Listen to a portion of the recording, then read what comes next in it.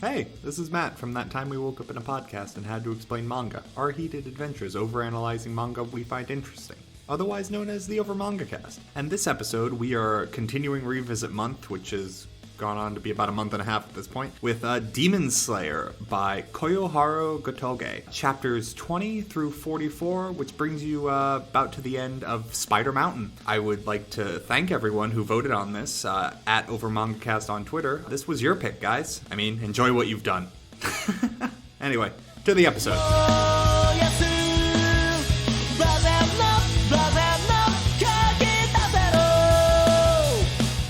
We out here slaying demons. Breathe real good, swing sword very strong. Yeah, he breathed good. Indeed, we breathe very good. Welcome, everybody, back to the OverMangaCast. Thank you for joining us again. My name is Sam, and as always, here at the top of the episode, we cover our familiarity with the series. This is Revisit Month, which means we have all read at least a little bit, because we did an episode on it before. So you should go listen to the previous Demon Slayer episode, so you are all caught up and give us more of that sweet interaction. For me, the only other thing that has increased my knowledge of Demon Slayer since the last time we did an episode on it was Matt, Jay, and I went to go see the Demon Slayer movie, Mugen Train. It was spectacular. So other than that, I've not consumed any more of the series. I understand that it ended like twice because people complained the first time. And that's about it. Jacob, how about you? My familiarity actually hasn't changed. I hadn't actually seen the anime yet when my co-hosts had gone to see the movie. And I didn't want to, because I know that the movie is a plot arc in the manga. Like, it's not like one of those anime movies that's filler that. And I'm a little bit irritated because I was going to actually make a point of watching Demon Slayer after I had finished reading this section, because I know the animation in the anime for this section is the thing that everyone freaked out about. And I was all set to do that, and it wasn't on the streaming service that I thought it was on, so I didn't actually get to watch it. Oh no! But so I'm still behind on the whole watching it part. Damn, you didn't get to see the legendary episode 19. I really wanted to, and I was all set to do that, and then I learned that it wasn't on the streaming service I have, so. Don't worry, I'll come to your house and make it happen. Yeah, right. How about you, Matt? Yeah, I think I'm same boat as you, Sam. I have not read any more of the manga, so I am, after watching the movie, up to the end of the Mugen Train arc. So. Mm-hmm. And Jay? I'm in a similar boat. Unfortunately, I do have the bad habit of reading slightly ahead of our assigned reading, but didn't read past where we read on our first take. But I had watched all of the anime, watched Mugen Train, and this reading for this episode. And this episode, we start off with we have to finish assembling our main three characters, so we're off to the drum house. We rejoin our good buddy Tanjiro after his last battle, which resulted in him getting kind of hacked up. If I remember correctly, he still has broken ribs and a leg. Mm-hmm. Never let it be said that stops this man from saving anybody, including girls being harassed by weirdos on the street. Oh, crap, he's one of the main characters. Zenitsu, he sure is a character. Oh, he's the best character, and you're wrong. I stated no opinion on how much I do or don't like Zenitsu. I appreciate Zenitsu, though I will say right now, at some points I find him irritating, but it is shockingly little, actually, for the kind of character he is. I will say the manga has the great benefit in that it just tells you how annoying his voice is. Yeah, actually, yeah, legit. I watched a few clips of fights that Zenitsu got in. Oh boy, yeah. I guess I can say props to the voice actors for making this whiny cry boy very whiny and cry. Well, there's one speech bubble for Zenitsu where he's got like spelled out wah, and then in parentheses, his cry is very annoying. Well, he is desperately asking a random girl on the road to marry him because it's the only way he'll get out of the Demon Slayer Corps and not die in some battle. And the girl is like, please stop. I'm already betrothed. Just go away. I don't even know if he would get out of Demon Core too once he got married. It was like implied that he wanted to enjoy married life for however long before his next assignment. I don't know if he would say, oh, I got married, I can't do, Slayer Corp anymore. He specifically wanted to be married before he died, which he assumed would be on any mission he takes. Yeah, it's not super clear if this is his first mission or not, because he's been in the Demon Slayer Corps as long as Tanjiro, because he was at the final selection. He was at the final selection. Considering how often Tanjiro is sent on missions, like he's one after another, we can only assume that Zenitsu is also getting his little sparrow going like, come on. Yeah, and I kind of feel for him because he's consistently, as we'll explore, falling up. Very much not consensual of like I have a strong sense of being or self. It's just because I keep on falling into these situations. Please make it stop. I just wanted to be a normal kid. Hold on a second, Jay. Are you insinuating that for some reason I identify with Zenitsu, someone who constantly fails forward? Not saying anything.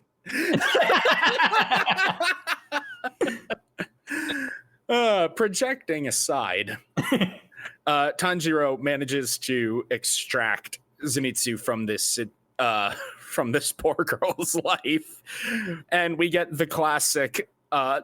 It's the meme face you've all seen. Tanjiro's disgusted look. It's intense. Like even in the manga, it's intense disgust. It really is. He's just all over across the board intense. And Zenitsu even points it out how like disgusted Tanjiro looks at him. Why are you looking at me like that? Don't look at me with that shame in your eyes. What you're doing is very shameful and very sad. Like I'm just more sad. Mm-hmm. It's basically Tanjiro's view on the situation as well. I'm just saying, we see what the mortality rate of the Demon Core is. I'm not sure Zenitsu's in the wrong here. No, I don't think he's in the wrong. It's just how he chooses to express is so dynamic. It's just like, are you serious right now? Look, I sympathize with the poor boy. Honestly, I really do. Please stop harassing random girls on the street. To clarify my position on Zenitsu, just because I didn't mention exactly how I felt about him, there are points where I think that his gimmick is a little bit much. Like it never like breaks the world or anything, but it's like he's not my kind of character, so to say. One of the things that I really like about Zenitsu, and I think the reason why he works as a character, is because there's a kind of self-awareness that he shows when he's like, why are you looking at me with such disgust? And that's sort of like a joking, funny, haha sort of self-awareness. But there's little moments like this sprinkled all throughout Zenitsu's scenes where he has moments of actual genuine self-awareness. He recognizes that he's being a whiny crybaby, and he gets over it long enough to do his job, for example. Those are also my favorite moments. You know, moments like that happen, or moments like he recognizes the situation he's in with a clarity that isn't him screaming and crying, but him like actually accurately assessing the situation he's in. It's moments like that that I think really make Zenitsu work as a character. One thing that I noticed in this section of Demon Slayer, and I think it has a lot to do with the fact that Tanjiro and to a lesser extent Nezuko aren't the only main characters anymore. There's like an ensemble cast now that's like sticking around. In the previous like major battles in the last section that we did, there basically weren't any jokes at all. It was taken very, very seriously. Goofy nonsense never happened, and Zenitsu is an inherently wacky character. Another character we'll be meeting soon also falls into this category. And because Demon Slayer has already established its sense of humor is why I think that Zenitsu doesn't like break the immersion. But it's those moments he remembers the series that he's in that really makes him a really solid character. You are right. The most that we ever get of these shenanigans is the sketch Tanjiro moments, which, I'm so happy to see those again. They're great. Well, we also had a lot of sketch Nezuko last time, so it's like it's not like it's like, again, it's not actively immersion breaking. It's just I could see if Zenitsu wasn't as well handled as he was, that my immediate reaction would be, get out of this manga, you don't belong here. But like, he's not that. Yeah. Well, I feel like it's necessary given the subject matter that we have somebody to break it up, so it's not quite as heavy of, children going effectively into war, and that's always a heavy topic. Yeah, no, Demon Slayer, if it didn't have this ensemble cast, could easily be like a seinen about like the horror of child soldiers we come to see. To sort of sum all that up, Zenitsu's not my favorite character, but I do like him. Yeah, he kind of got on my nerves too. From what I initially watched, I watched the anime before I watched the manga, but yeah, Zenitsu really, really just irked me in a way that I was just like, oh, we have a more dialed up Moroku character for those who remember. Yeah, cool. It's like, fine when Moroku does it because he's suave and handsome.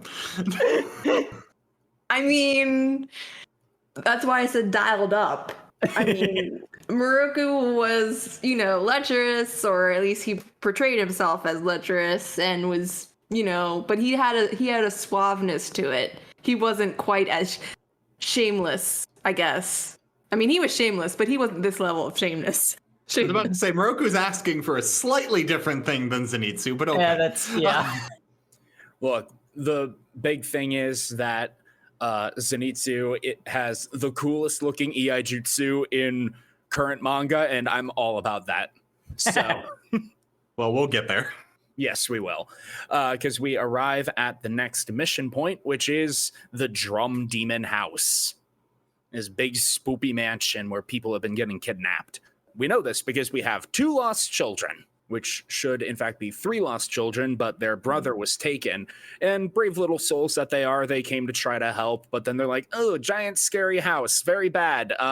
We heard screaming inside. We're not going in there. When their brother got taken, they ran to get help. Mm-hmm. But like specifically with the intention of coming back. Thankfully, our 2 Demon Slayer boys show up to provide some assistance. We learn that the brother's in there. A body gets yeeted out of the house. It's not their brother, but this man is also very dead. And we learn that Tanjiro isn't the only Demon Slayer here with an extreme sense, because Zenitsu can hear a sound like a banging drum inside the house. That was one of those moments where it's like, I see. So this is going to be a consistent gimmick for characters. Everybody's going to have some sense that shouldn't work that way. Yeah, because last episode, in case for some reason you didn't listen to that, we definitely dug into the fact that Tanjiro's sense of smell does a lot of things senses of smell shouldn't do. And don't worry, they keep that running through with Yep. Hearing and touch. Folks, it just does it. Just yes. Just yes. Yep, it just be that way. So how does King Crimson work? We're not getting into that. Tanjiro leaves the Nezuko, the Emoto box outside. He tells the kids, if anything bad happens, this box will protect you, but keep it safe. It means more to me than my life. So sweet. Mm-hmm. I think doesn't he mention that because Zenitsu's refusing to go in the house, and he's like, okay, well then protect the box. Then watch the box. Yeah. And at this point, no one else knows what's inside the box, so it's just watch this mysterious box. It means more to me than my own life. And then I think it's Zenitsu who comments, I hear scratching from inside the box. What the hell is inside this box? Yeah, which is what prompts him to run inside the mansion with Tanjiro, who's already inside. He's like, there's weird scratching in the box. What's in there? Bringing the kids along with him, of course. Well, they follow him without them. No one's watching the box. Yeah, the kids follow Zenitsu because they want to go in and find their brother. Zenitsu will drag along people that he should not be dragging into situations for particularly stupid reasons. It's pretty funny, but this is not one of those cases. In this case, it's nobody was watching the kids and they decided to wander into the murder mansion. Yeah. These kids aren't really that smart. Not really. Because they don't even fully understand, like, if the guys that said they would help are fully capable. So it's just like, well, they're going inside. I guess we should follow them, right, guys? Sure. Gotta rescue their brother somehow. Yeah, I mean, that's true. The young girl, Teruko, and her brother Soichi. They are the two scared kids, and they hear the banging of the drum, and all of a sudden the door they walked in from is gone. They're in an entirely different room. Zenitsu immediately tries to run out of the house, fleeing in terror, and it doesn't work because the door leads into a dead-end room now. Yeah. What should be the front door. Keeping up the theme of our reading of why isn't Zenitsu with the main cast? He ran away in terror. He does indeed. Soichi comes along with him, and then there's the banging of the drum again, and then they teleport again. And now our heroes are well and thoroughly separated in the monster demon mansion. Oh boy. Hey guys, let's split up. They split the party. I really like this sequence because one of the things that I particularly liked about it, and I don't know if like knowledge of the anime or even just the anime being audio visual and not just visual would have had an effect on this. But like there was the sound effect of the drumming constantly, but I couldn't really tell what it was supposed to be, in the same way that a lot of the characters couldn't quite figure out what was going on until it started to get more explicit that it was specifically drumming. That was a really cool way for a purely visual medium to communicate an auditory clue as to what was going on.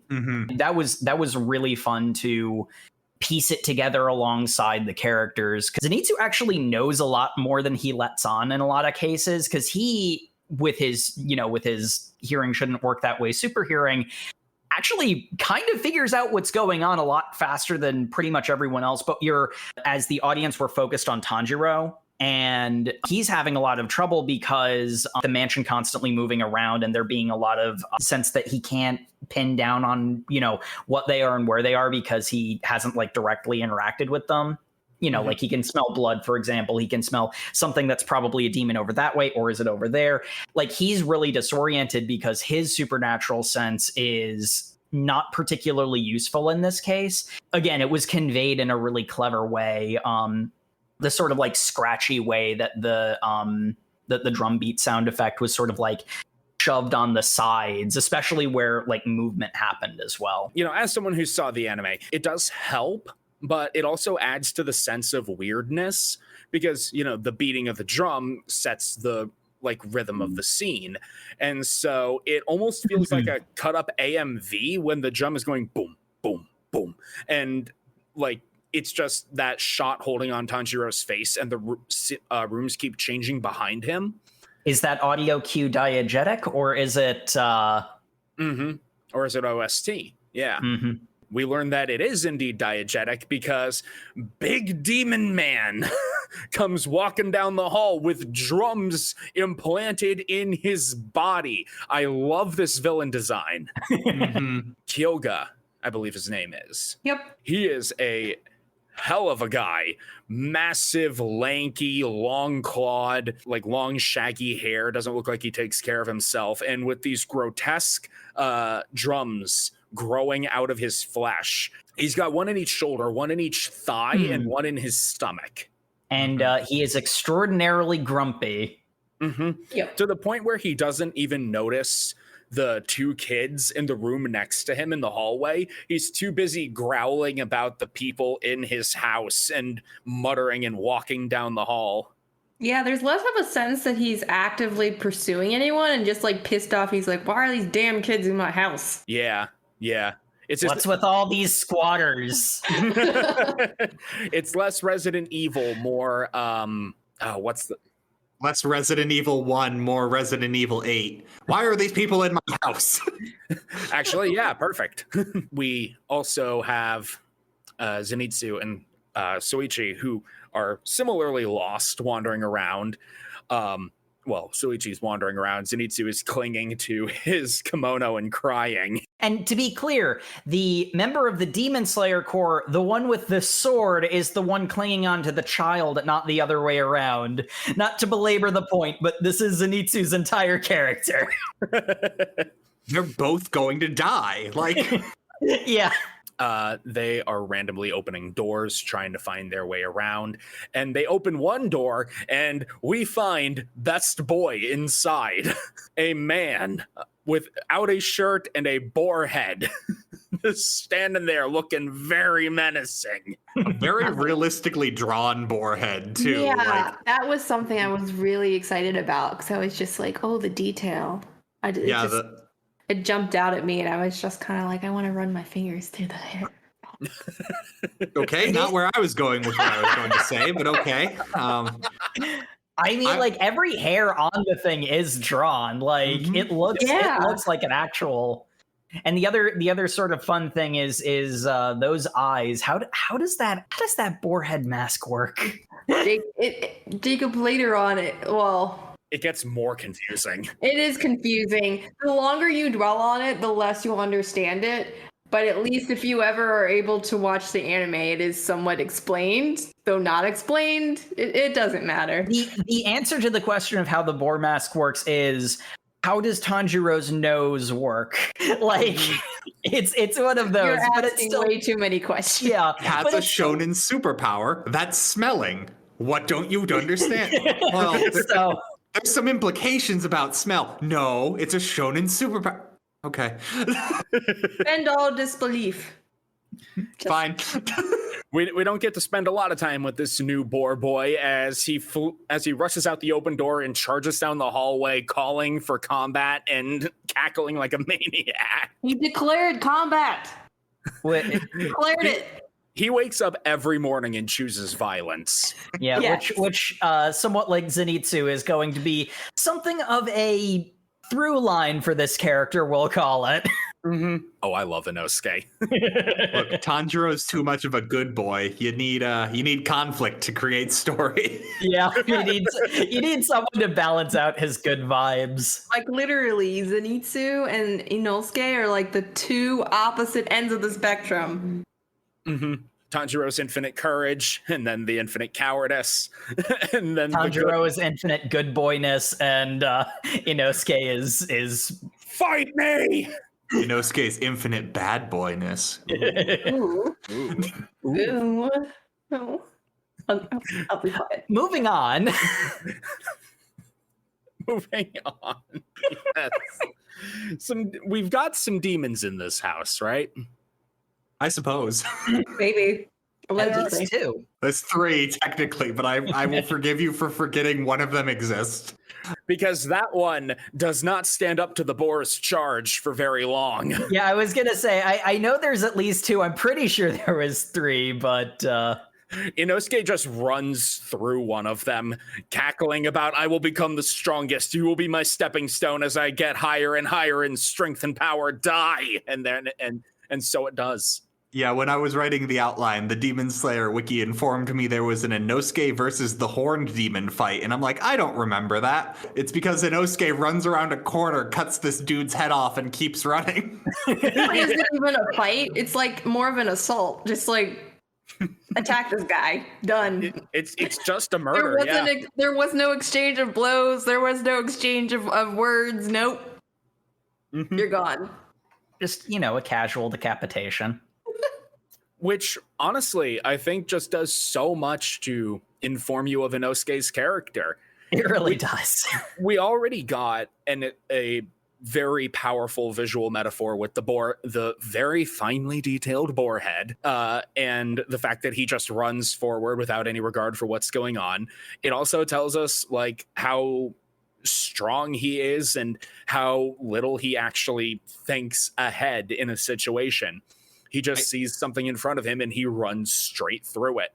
He's a charging wild boar. I think a better depiction of Inosuke's character is the fact that his sword is actually two swords that have been chipped to the point they are jagged. Like they have like noticeable teeth to them. They're serrated like a saw because they have been not maintained. Okay, I was going to ask that because they seemed regular enough. I wasn't sure if it was. Yeah, I always thought it was an intentional design just because it looked, pretty regular. I mean, if it were just spoilers from the anime, but he does do that on purpose, and he has two swords because he beat up another Demon Slayer Corps member and stole one. Yeah, that's on brand. That's how he learned about the Final Selection's existence. Went there next. no other preparation and, succeeded. He's just boy wonder. Since we're talking about this right now, I love how Zenitsu hand waves why we didn't see him in the preparation. It's like, you didn't see him? He was the first one up the mountain, then the first one to leave. I saw him. And Tanjiro was like, okay, that tracks. I thought there were only 4 people, but yeah, I guess Enosuke was also there. Enosuke is totally on brand. He would not stick around for any of the ceremonial crap, Oh, yeah. Give me my sword. Goodbye. But yeah, slight spoilers from the anime. We do see Zenitsu get a new sword at one point, and he picks up a rock and takes it to the blade to chip in the saw blade serrations. It's kind of both, where he's not like treating it right, but it is also intentional that he wants there to be more cutting surfaces on his sword, because only one is simply not enough for the level of violence he seeks to inflict. You don't understand. The true path of beast breathing is to fight with your fangs. Yeah. It is, and that's why I love this guy. He is a wild animal, and he is so cool. It is sort of funny that they gave Tanjiro a supernatural sense of smell when you would think that the person who is a boar would have smelling powers, but no, we learn later he's got a supernaturally potent sense of touch, which might be why all those hairs are so finely detailed. Ladies. Oh, God damn it, Jay. Jay, behave. Yes, he is very pretty and very muscular. And we're moving on. Look, Jay, we had Record of Ragnarok last week. That was your Buff Bishi quota for this month. Never enough. There's never enough. Am I right? Never. Anyway. We've spent an awful lot of time talking about Enosuke, but not the fight he's in, because the manga doesn't really care about the fight he's in. It just happens, and then he keeps crashing through walls. We've spent significantly more time on the fight that Zenitsu gets in, which is where we learn that he is, in fact, the storm that is approaching. Show me your motivation. Yeah, he is cornered with his child protector at the moment by... I think one of the creepiest demon designs we've got so far. It's like a little like gecko lizard person who's got like the long flicking tongue. Long tongue. It's like 5 times the length of his own body. Oh, you look so tasty. I'm gonna slurp out your brains after I kill ya. That statement is so horrifying. Zenitsu passes out in terror, leaving the child to die. Okay, now to Tanjiro's fight. Yeah, that's another one of those ones where it's like, honestly, given the situation he's in, it's kind of understandable, but... We've seen what level 1 demons can do to a human being. Like, I'm just saying, if I was in Demon Slayer universe, I would just check out most times. Like... Yeah, it's very much the case where this is certainly not befitting behavior of a Demon Slayer Corps member, but he also wasn't entirely on board with doing this job in the first place, so... Yeah, we get a vague reference to it here, but he got scammed by a lady that he had fallen for, and he gave her all his money, so he's very much in debt. And an old swordsman paid off his debt in exchange for teaching him how to wield a blade. And fight demons with strange tongues and want to eat your brains. I mean, maybe this is a solution for the student loan crisis. We'll all become demon slayers. Yeah. That's the only way the president will will forgive student debt, if we all learn the sword. Honestly, I'm about it. The demon and Soichi are both like, this guy's pathetic. All right, time to get this over with. And the demon flashes out his tongue to go murder the child, who screams for help from poor Zenitsu. The tongue tip gets cut off. Excuse me, what happened? You don't understand. My boy Zenitsu, he has mastered the art of the blade so much he could be a swordsman in his sleep. Mm-hmm. When he's asleep, he doesn't have time to feel fear. So his unconscious form stands up between the demon and the child, strikes a pose, thunder breathing, first form, thunderclap and flash. And then in the next panel, he's behind the demon whose head is flying from his shoulders. Mm-hmm. What a great name. What a great attack. What great art. Like, Seriously. Oh, man. Like I said it already. Zenitsu has the coolest Iaijutsu in the business right now. And I love it. so this is another case where a fight ends rather quickly. Zenitsu promptly wakes up at this point and thanks his savior Shoichi for protecting him from the demon. Yeah. Because he doesn't remember what happened. He was asleep. To Shoichi's infinite confusion. Yep. Take the credit, boy. It's worth it. This kid's so strong. I didn't realize you defeated that demon. How impressive. Wait, if he takes the credit, wouldn't that put him in the same position that Zenitsu is in? Yeah, with none of the training, and then he has to go to Spider Mountain. That's a bad idea. Spider Mountain, Charlie. We're going to the Spider Mountain, Charlie. They'll turn you into a spider. You'll be part of the family. Jeez. Oh, God. We dated ourselves with that early internet reference. Yeah. Let's just get back to our good boy Tanjiro, all right? Instead of the magical Leopleurodon, it's the magical Arthropleura. Tanjiro and Teruko are making their way through the house, away from the big bad demon man, and they open a door, find another child with a drum who is about to bang on the drum, but Teruko recognizes this kid as her lost older brother. And it's here where we get a bit of detail on how this big bad demon lord works, because those drums have varying magical effects, and when he bangs on one of them, it causes said effect. This kid, Kiyoshi, was hiding from the demons in the house, and all of the demons happened to get together and start arguing over who was going to get to eat the child. Got very, very awkward. It's just like, mom and dad are arguing. I'm going to go hide. I mean, basically. If mom and dad were arguing because your blood was worth the blood of 50 people, sure. Hey, I'm just saying, there are probably movies out there with that spin on them. I don't. I mean, Nicolas Cage has mom and dad, which is exactly that premise. No. Oh, God. That's depressing, but not shocking. I'm just saying there's always a plot for everything that I could possibly think up. So yes, probably exists in the movie world. Yep. Anyway.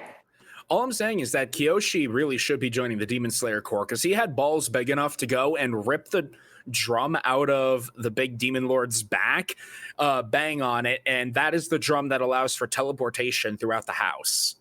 Yep. I'm just going to keep running. Keep running, keep banging on that drum all day, and maybe I won't die.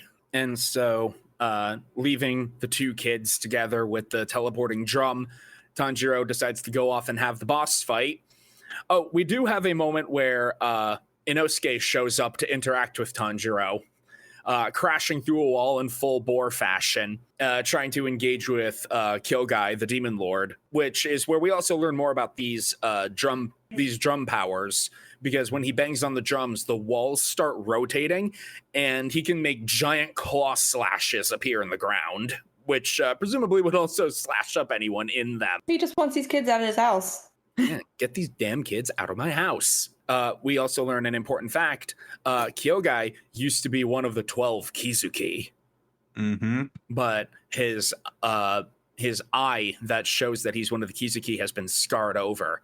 The kanji is ruined. Turns out Demon Michael Jackson wants you to actually leave the house when he gives you superpowers, not just stay in one place and do nothing. I want you to go out and kill people. You're just sitting here moping. No moping. Boy, that's a through line, isn't it? You really do be, actually. Go out and kill something. It's what you I'm hunters too do. sad. It's really sad because unfortunately the manga does not go too much into the backstory that we were presented. Mm-hmm. Yeah, we get a bit more of it in the show by virtue of it, having more time to linger on the scene, but But that's not what we read. So, yeah. when Kyogai was human, he was an aspiring poet, but he kind of sucked at it and he got a really bad review. And as all writers do, you get your first really bad review and you end up moping and become a demon. That was from a family member too, wasn't it? I think so. Yeah. Yeah, it was. So basically, he's mopey because, he's a writer, and making a writer a demon doesn't take the the writer out of him. Yeah. As a grumpy, mopey hermit writer, I vibe with this character more than any character that we've read up to this point in the history of our show. Yeah. I feel that. Yeah. Maybe that's what I need. I need demon blood. No, because you'll still be miserable. That's the point. The key takeaway is that the demon blood does not change you from, that state. The demon blood does change you because you do forget being a human being, and it's debatable to what extent. To what extent? He still remembers, the emotions that he held on, and he holds on to those emotions. That's actually what's holding him back. But yeah. It might be a thing of the longer you remain a demon and the more people you kill, the more it separates you from your humanity, and then your human emotions leave you. That's actually explored in Spider arc. Yeah, it's set up here and explored, and jokes aside about me vibing with this character, that is something that's sort of particularly illustrative and does sort of go into the idea of, Mujo seems to be getting a bunch of depressed people, because what's going on is he's finding people who are desperate enough to accept demon blood. Being demons makes them forget why they were sad, but the emotions linger and those never go away. So, jokes aside, it's very much the situation where he's offering you a silver bullet to fix all of your problems, but like all silver bullets that fix all of your problems, they actually fix none of the problems and make the situation horrifyingly worse. So except for werewolves. Yes, indeed. But Tanjiro now has to do battle with Kyogai, and reminder, our boy still has broken ribs and a broken leg against a big bad demon with a ranged attack who can rotate the walls. Yep. But don't worry, he breathed real good. He do breathe real good, even though that causes his ribs to expand and the fractures to grind. And oh god, that hurt to read. Yep. Just Tanjiro going into the description of how his broken bones are grinding. I can't even finish the sentence. He explains in detail the things that are happening inside of his body. I mean, can we get over the fact that apparently this is what water breathing style was built for, though? Was water fills its container no matter how dented or broken it becomes. This is a style to keep you fighting until your body is to dust. Yes. Tune in next week when we read Berserk. There are a lot of dark themes in here. But Tanjiro hardens his will, steals his spine, gets all that shonen protag determination, and then remembers that determination doesn't fix broken bones. Okay, we gotta adapt our fighting style a little bit, and he gets a lucky break because being the respectful good boy he is, as the room is being thrown around, some of the old poetry is also being thrown around, and when he's going to stick the landing, he doesn't step on the paper with the poetry. Which is what prompts Kyogai's flashback. Or at least the start of Kyogai's flashback. We don't get the full thing until a bit later, but... Tanjiro smells his memories is canonically how the audience knows what the demons were thinking in their final moments. Was that established last time? I don't remember that. Last time, it's definitely established in the Spider arc that he's like, I smell great sadness. Oh, yeah, okay, yeah, that is a thing that happens. I mean, there's a difference. There's a difference between smelling an emotion and seeing events, though. Yeah, because the way I read it is that Tanjiro understands the emotion of what what these former people are going through versus the audience is seeing in detail. Was the way I read it. But I mean, he can smell that a cat knocked over a vase a day earlier. Mm-hmm. Or he just saw the cat and just realized that it was a cat, and then it would do that. We've already established Tanjiro's magic. Let's move on. Exactly. But with his, again, beautifully drawn, just gorgeous water style powers, he is able to behead Kyogai. He says, dude, your blood demon art, honestly, pretty cool. Really sick. You did a good job. And the guy's like, I never got a compliment before. That's all I wanted. Thank you. I mentioned I vibe with this character. Something I did was good. No one ever liked my terrible poetry. Matthew, you're part of the problem. Maybe if he was a better poet, like... Maybe if you stop sucking so much. I'm just saying, if you want to be good at something, you don't just start off good at it. Like, you have to actually be good at it.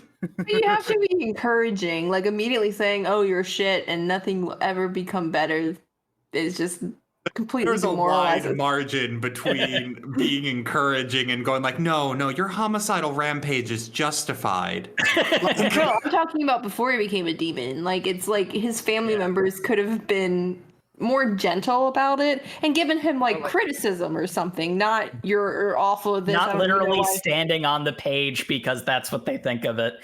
Yeah. And I've cracked it. I don't need demon blood. I need practice. There you go. Yeah. And I firmly do believe that anyone can make a skeleton of decent work. Like, I mean, it takes practice, but like, there's nothing that is inherently like, oh my gosh, that's awful. There's a formula to a certain extent that, if he received some encouragement and some constructive criticism, would at least make something maybe not, groundbreaking, but at least palatable. Just take this moment to remind everyone, if you like to review this podcast. And next time on OverMangaCast, we prove that notion wrong by reviewing one of the things I wrote. Oh, no. Remember, guys, constructive criticism. We're not here to crush dreams. Good luck. Well, hold on. We've definitely done that in other episodes, but okay. Do we have any mangaka that we're just gonna like completely rip apart and just be like, you should not be making manga? Just full stop. Just no.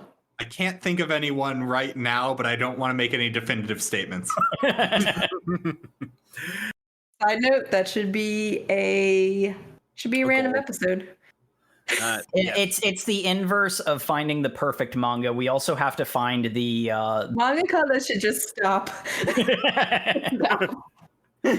We need to find the anti-Gintama. The worst manga. Anyway, all of the demons in the demon drum house have now been defeated. Congratulations, everybody. Good job. And now the party has been assembled as Tanjiro collects the two kids and they start making their way outside. Tanjiro smells more blood. What the hell is going on? And they step outside to see a rather striking tableau of Zenitsu crouching over the Nezuko box and getting kicked by Enosuke, who's screaming, "Stand up and fight me! There's a demon in that box! I'm gonna kick its ass and your ass! I'll kick anyone's ass! I'll kick my own ass!" Draw your sword. Yeah, and Zenitsu has been beaten to a pulp. Like, he is beaten and bloody. When, if you'll remember correctly, his fight ended with him not getting hit at all. So... Yeah, that was all Inosuke. And this is another one of those really solid moments for Zenitsu where, like, he's not a joke character in this moment. He's not going to raise his hand to another Demon Slayer core member because you just don't do that. And also he probably, and maybe even correctly, assesses that he'd lose. And yet he's absolutely not allowing the contents of the box to be destroyed. He even says, "I knew there was a demon in there. I figured that out." Yeah, this is the part where he reveals that he knew all along what was in the box, which to some extent actually kind of reframes him going into the house. The way he phrases it is that he's scared of the scratching in the box, but like it's also relatively easy to read that like you know, he very obviously doesn't have confidence in himself. Like, that's his entire shtick. But also, like, he understood that Nezuko being a demon would mean that she's inherently powerful. And if Tanjiro was saying the contents of this box will protect you, like, he's going in to do his job, even if he'd never, like, admit that even to himself. And also, you know, Tanjiro said, what's in this box is more important to me than my own life. Zenitsu is protecting it with his own life. Enosuke could very easily kill him. Mm-hmm. Even if Zenitsu and Tanjiro haven't had the most blossoming friendship in their brief time together, Zenitsu absolutely respects the man. And he's like, if this is important enough to him, then I will respect that and keep this safe. And Tanjiro then proceeds to throw hands with Enosuke in a very epic SmackDown wrestling match for one man practically beaten to death versus another man who actually also he just kind of won his fight in a single move. He's fine. I do like how Tanjiro gets Inosuke to not use swords in the fight by going like, Demon Slayer cores can't fight with each other. That's illegal. And Inosuke's just like, you're right, that is illegal. Okay, cool. Then I guess we'll just punch. Like, wait, no, that's not what I meant. And then he gets socked in the gut. That is Inosuke's logic, like, crystallized into a single line. Tanjiro had punched Inosuke hard enough to break a few of his ribs, which means there's a lot of broken ribs going on around right now. I love how we get a scoreboard of it at the end of the arc. Yeah, Zenitsu's gotten some broken ribs from the beating Inosuke gave him, and now Tanjiro defending Zenitsu and Nezuko in the box is breaking Inosuke's ribs, so... Mm-hmm. By the end of all this, it's kind of just like, I wonder if the rib bones would just, like, give up and be like, yep, I'm done. My ribs went on strike. Honestly, I'm amazed they didn't already because of what these breathing powers apparently do, but... Yeah, right? So they fight for a little bit. Tanjiro correctly surmises that Inosuke stays low to the ground and is always kicking and going for the heels, a bit like a four-legged wild beast, or a boar. And he's like, well, you fight fire with fire, I guess, and then headbutts Inosuke hard enough to give the man wearing the boar head as a helmet a concussion. Was this before or after we established how hard his head was? Like that, and that's also a common protag, like, trope of, like, the protag has the hardest head ever. Just yes, and it's like usually framed in a way to say that it's because he's so headstrong or so hard-headed that they're just like, no, we mean this also literally. Yeah, literally and metaphorically hard-headed headbutt, the true ultimate weapon of all protags. Yep. And it causes Inosuke's helmet to fall off, and oh my god, he's beautiful. Wait a second, that's a helmet? I thought he was a pig man. No. Oh. No. It's just what he wants you to think. The way that the eyes on the mask work certainly want you to think he's a pig man.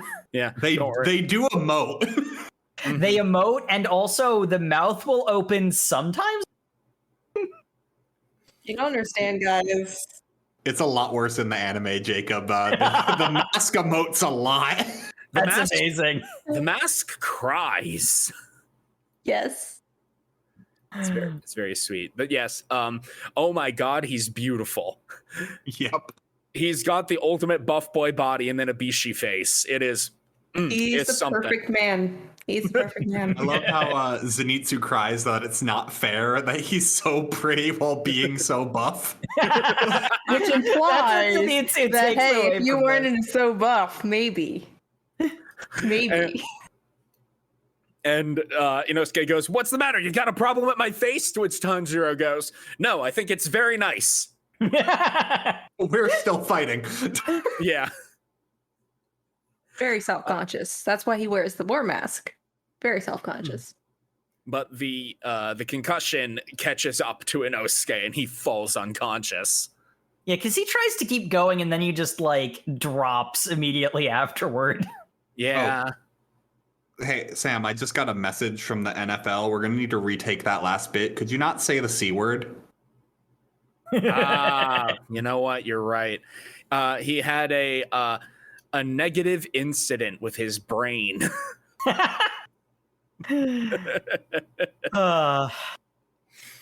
Anyway, Enosuke wakes up a bit later to see them doing some Undertaker services for the dead. He's like, I'm not going to help you bury bodies. To which Tanjiro says, oh, I understand. Your injuries are too bad. Well, don't worry. Everyone has their own pain threshold, so you can just rest. All right, we'll take care of this and then get on our way. And he's like, no, you, that's bullshit. Don't bury these bodies. I'll do better than all of you. I'll bury all the bodies, 10 bodies, 100 bodies. I love this moment for Tanjiro too, because like he has been up to this point been so defined as the good boy. And the fact that he just like completely manipulated Inosuke into helping was a really good moment of growth for him, because like I don't feel like start of the series Tanjiro would ever do anything like that. I read that as like him being genuine.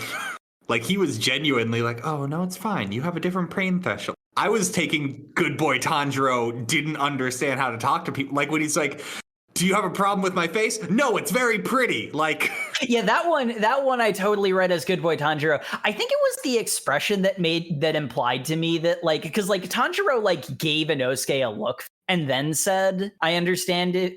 Everyone has a different pain threshold, but like you could read it either way, honestly. It's just Tanjiro had a couple of other cases where I feel like he was showing a bit more emotional awareness of people. So that's why I read it that way. Now that they've got the bodies buried, it's time to get mandatory rest, I think, because the crows do direct them to this next place. And something that we've glossed over a bit, like we've mentioned in passing, but should probably mention in particular because this is a bit of a running joke.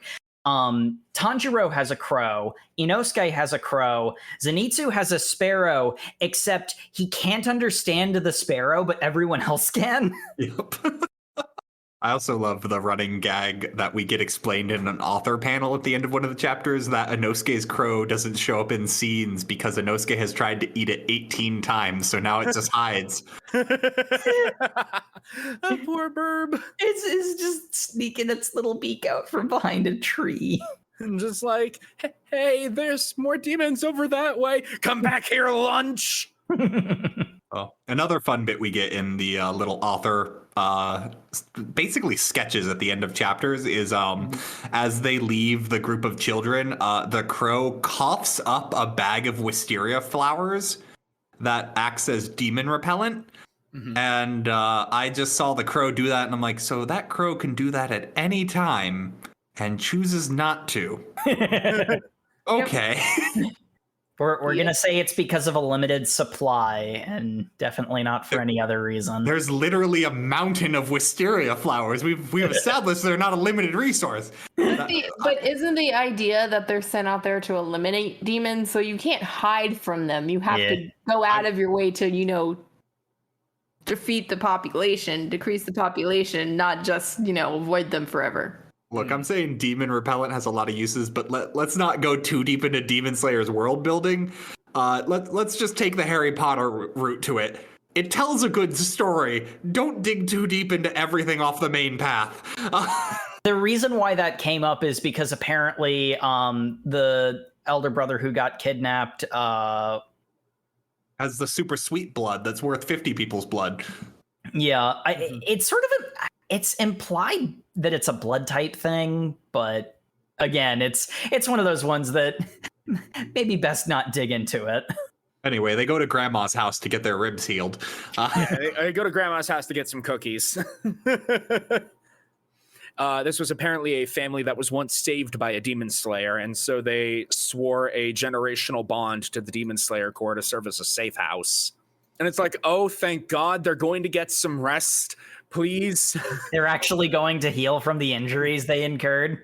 I understand these are shonen protagonist characters, but please, for the love of God, Tanjiro is doing all of that running around in a rotating mansion with a broken leg. For the love of God, get this boy a cast. So, Real talk, who else thought Grandma was going to be secretly a demon and betrayed them just from the way they portrayed her at the end of the first chapter introducing her? I mean, that's always my assumption whenever there's any type of demon manga. I'm just like, is that person a demon? Maybe that person. That's my Maybe this assumption person. in any manga, especially shoujo. Is that guy a demon? I mean, are you a demon? You're a demon until you are proven otherwise not a demon. You would do way better in the Journey to the West than Tripitaka. Granny does offer them food and rest, and we do a jump cut past the time of their rest. So we do have a few more group dynamic establishing moments. Enosuke keeps trying to provoke Tanjiro into fights by like taking his bedroll or eating his food, and infinite mercy good boy Tanjiro is just like, oh yeah, if you're hungry, here, have another serving. I don't want any more rice. Here you go.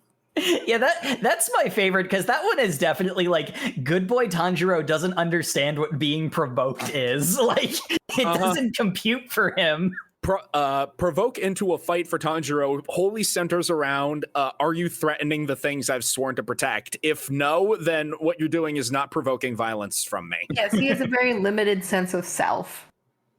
A very limited sense of, all right, time to kick ass. Yeah. He is very much eldest brother. I will endure pain for the comfort of my people I protect. He even says that later on. Yeah. Like, But that's like his entire attitude is like minor annoyances are not things I can be mad about because I have had to deal with like 7 younger siblings. I have learned to take it and smile. That actually came out like a lot darker than what I meant, but that's like just a normal family dynamic is like things that aren't really a big deal. You just let slide. Yeah, and I think to a large extent the fact that Zenitsu and Inosuke are here to keep Demon Slayer from getting too dark, because like it does read as like minor annoyances, as in like getting food stolen by a younger sibling sort of thing, you know, doesn't bother Tanjiro, you know, because like as established, this is a pretty freaking dark universe that we're immersed in right now. So I will never understand only children not needing to immediately stake their claim on any food put on the table. Like, that was drilled into me as a young age. And that was really... You get your piece.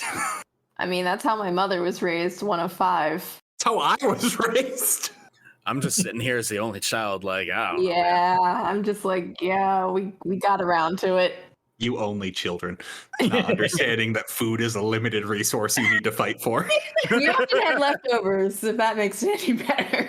Oh, wow. I mean, it's double for me because I don't eat normally anyway. But we have one other important moment, and that is that Nezuko comes out of the box to say hello, and Zenitsu is immediately like, you had a hot girl in that box! Tanjiro, you've been wandering around with a pretty girl this whole time, you get back here! It makes it even more painful. It's like, dude, no, you've crossed the line. Dude, that's my sister. This is wrong on 2 levels. First of all, she deserves better. Second of all, it's my sister. Ew. Yeah. First of all, this is in Alabama. Second of all, this is in Alabama.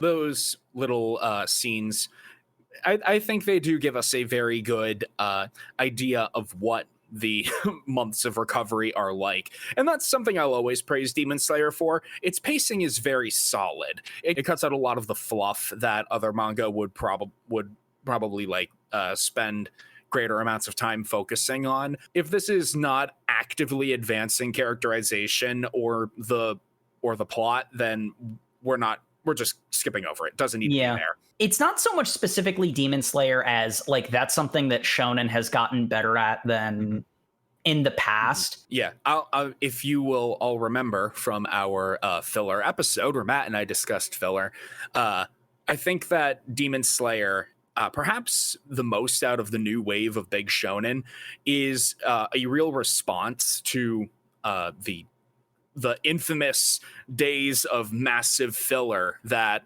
plagued the early anime boom in the West. It's not a story that's meant to go on perpetually. It's a story that is meant to go from point A to point B to point C, etc., until it reaches its end. it's incredibly lean, much like Enosuke. Goddamn those muscles. One thing I will praise the Demon Slayer manga for is each chapter you read has like a definitive structure to it. Like each chapter either ends on a definitive cliffhanger or like wraps up a story.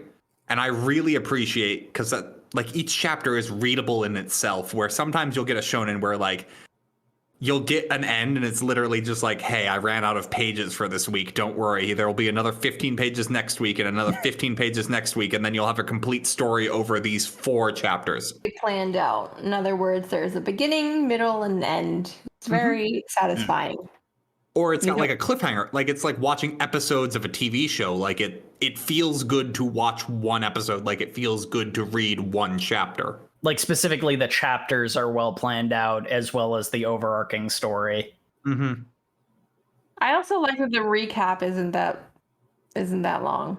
That is the extent of their recovery period. As they're all walking away, though, Grandma, being very nice, offers them a blessing. Good fortune. May you always live your life with high pride and have good fortune in war. And Enosuke is like, I don't understand any of this. What do you mean? What are you talking about with pride? Tanjiro is like, I think she means actively and truthfully performing your role. Not being ashamed of what you do. What is this pride that you speak of? What Tanjiro's taking away from this is, don't be ashamed that you're killing things that were once humans. Oh, yes, 100%. It's just, that is a completely foreign concept to Zenitsu. It's just like, what is this pride that you speak of? Pride is foreign to Zenitsu. And then there's Inosuke who's like, I never felt shame for what I do. Of course not. I'm amazing. Have you seen me? It's debatable who should feel more shame for their actions, Zenitsu or Inosuke. I'm leaning fairly hard towards Inosuke, but... Well, because Inosuke is obviously on the other end of the spectrum, where like a little bit of shame wouldn't do him bad. He really needs to take some time out to at least think before you just act so impulsively. I mean, the problem with Zenitsu is he feels shame over literally everything he does. So, like, anything he does isn't going to give him more shame. He's already embarrassed about how weak he is. Like, yeah, like he literally would need like a pride seminar. That is what he needs. He needs to discover something to be proud of first. Have some confidence for once in your goddamn life, kid. Yeah. Think, Zenitsu, think! Seminars taught by Inosuke. He's probably an awful instructor, but he'd be great.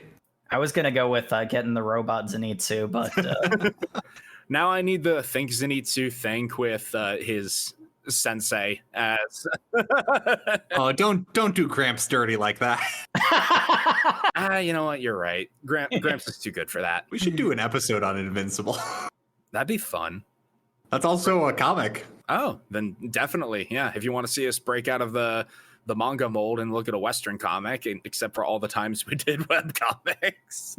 Except for all the times we've also negated the fact that manga's in our podcast title.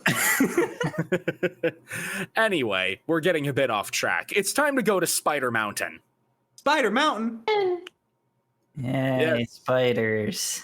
Yep, Natagumo Mountain, where a whole bunch of demon slayers have been sent because lots of people been dying around here. Why don't we just throw a bunch of children at it? That's not on purpose. It just happens to be most of their ranks happen to be young individuals. I think it is on purpose. Yeah. Spider Mountain has a very large on-screen death toll. Yeah, it does. Talking about Resident Evil, if the drum house was Resident Evil 8, this is Resident Evil 7. Welcome to the family, son. I was going to say Resident Evil 4, like, they're just mowing down people. Which is kind of interesting because it's something that it's expressed that this has been a persistent threat or persistent issue. So it's kind of like if Demon Core had any intention of really extinguishing the threat, they would have been like, okay, these first 2 swaths of young recruits aren't taking care of business. We need to send in our older, more experienced people to knock it out. I don't think there are older, more experienced people. But I mean, there are, obviously. Are there? Yes. Yeah, Okay. that's one of the weird things. But that's what I mean. It has less to do with their supply, but more to do with their delegation. Because obviously, the Hashira are supposed to be the elite, and it's just kind of like, why not just have a couple of those guys with the rest of the younger recruits take out? Like, if they were actually trying to be productive, is what I'm saying. Like, There's also only 12 Hashira for all of Japan, and this is an era where the greatest form of transportation is trains, so it's probably hard enough to recruit demon slayers in this age, let alone have ones who survive long enough against this immensely dangerous threat. but the issue here is if you were actually trying to achieve the goal more expediently than just throwing your youngest recruits literally at the fire, then that would be a more effective way to accomplish the task, at least make a bigger dent than just constantly wave after wave of young people. I think that's the horror of the situation that Demon Slayer kind of skirts by, is I think the soldiers are only children. Yeah. Because people don't survive being a Demon Slayer long enough to be adults. And that is what I'm saying, that I acknowledge that. I acknowledge that when I said that essentially that's why, Zenitsu is such a crucial character, because we're talking literally about child soldiers. Mm-hmm. But the fact that we do have more experienced individuals in their forces, it comes down more to like a managerial or delegation issue. They have heavy hitters that they could have sent in. I don't know if you guys, you guys have seen up to Mugen Train, so like this might be something that gets revealed later. It's entirely possible that the other heavy hitters were all doing something else at the time, because they do indeed eventually get sent in. But it's also entirely possible that the Demon Slayer Corps might have ulterior motives, and Like, I mean, if they're actually trying to round out their numbers and actually encourage people not only to join, but also to retain some kind of sizable force, then obviously you want to be more efficient than just, wiping out your forces that you painstakingly tried to recruit. So in all fairness, you can only be so efficient when you are an extra governmental military that is fighting a force that most people don't believe exists. So... And as the Demon Slayer movie revealed, not to get too spoilery with it for the audience or Jake, but demons grow at an exceptionally faster rate of power than humans ever will. Well, yeah, because they just essentially just consume people. I mean, if you could effectively consume other sources of energy and other sources of power, humans would also grow, but they don't consume. They have to exert. Demons also don't get old and die. Is kind of the big thing, though. They just get more and more talented as they age, because they don't ever deteriorate like humans will. We are again diving too deep into the weeds when we should be climbing this giant mountain of spiders. Look, some helpful demon core are here. Oh no, wait. Yeah. Zenitsu stays behind. He's scared. While Enosuke, Tanjiro, and Nezuko in the box go forth to do battle. Yeah, they do run into some Demon Slayer Corps members. When they arrive, someone is running out of the forest, and Tanjiro notes, "Hey, look, that's a Demon Corps uniform." He screams, "Oh, good! There's someone else has arrived," and then immediately gets yeeted back into the woods somehow. Mm-hmm. As if tugged on a string, like a puppet, maybe. And there is one survivor who tells them desperately to stay back because he can't control his own motions. They engage in a bit of a brawl where Tanjiro has to remind Enosuke, no, he's one of us. Don't kill him. I smell some demon stink on his back. Isn't that puppet a woman? No, I'm pretty sure one of them is, but I think the woman comes later. There are a couple quote unquote survivors, but two of them are immediately dispatched. I'm conflating puppets, which fair. Yeah. Tanjiro frees the first survivor that they run across, and he relates the horrifying story. They sent a whole bunch of demon slayers up the mountain, and all of a sudden they started killing each other.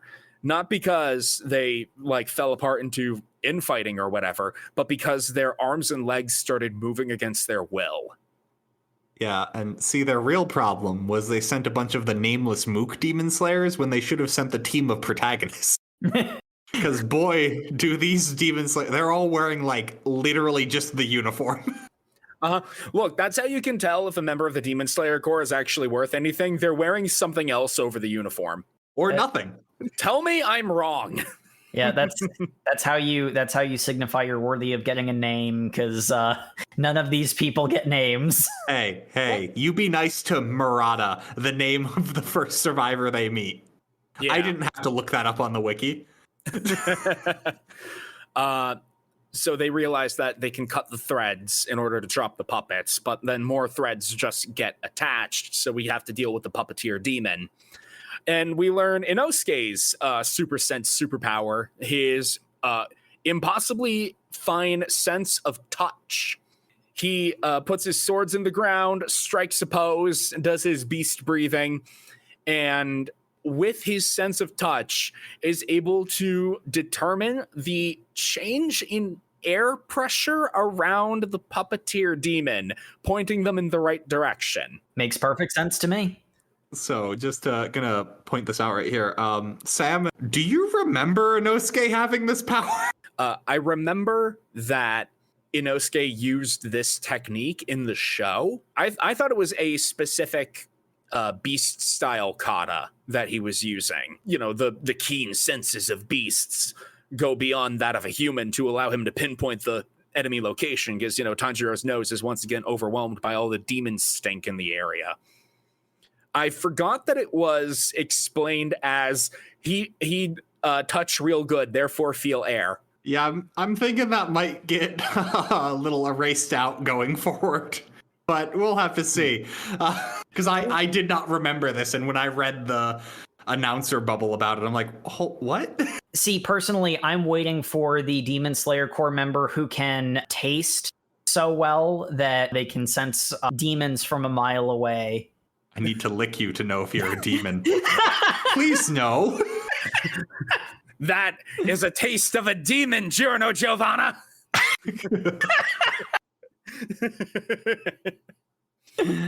But anyway, they found the puppeteer demon. They are running after to go kick its ass. But more puppets are appearing, and the closer they get to the puppeteer demon, the thicker the thread gets, which I guess gives more control over the puppets as they run into a lady demon slayer who is forced to swing her sword so powerfully it breaks her arms. Which, hoo boy.